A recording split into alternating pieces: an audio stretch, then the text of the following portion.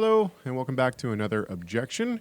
This is where I read comments that disagree with me and answer them. So today we're going back to a post. Somebody took the video that I did on Hillel and Shammai. Ultimately, in that video, just for those who haven't seen it, I'll put a link in the description. For those who haven't seen it, I suggest that the material written in the 3rd and 4th, 5th century and later rabbinic literature that attributes itself back to rabbis before Christ, we can't actually believe that it predates Christ. We have to see it as being written by the people who wrote it in the 3rd, 4th, and 5th century.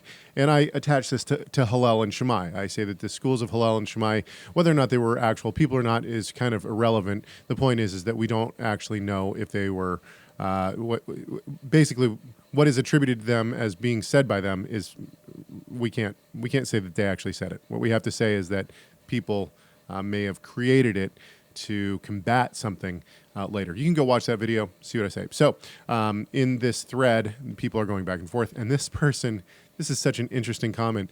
He says, yeah, I disagree completely, meaning he disagrees with my video. I think it comes from his Calvinist outlook.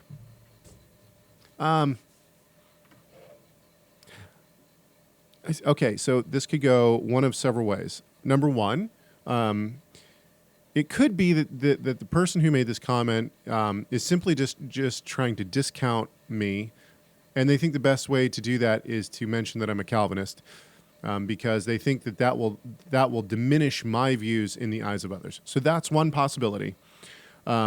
The other possibility, and perhaps more likely, is that this person doesn't know what Calvinism is. And the reason why is because the reason I would say that, and this isn't to try to put this person down, but it's simply because I would say that simply because my views on the doctrines of grace have really nothing to do with the rabbinical writings or I don't even know how this would associate one to the other. I don't know how this person would associate a belief that later rabbinical writings can't be read into the 1st century would in any way touch the notion of the doctrines of grace. I don't understand that. And maybe that's my bad. Maybe that's maybe that's my ignorance on seeing the connection here. However, I just don't see how those two things could connect. And so I think that maybe this comes from a misunderstanding of Calvinism and or the doctrines of grace.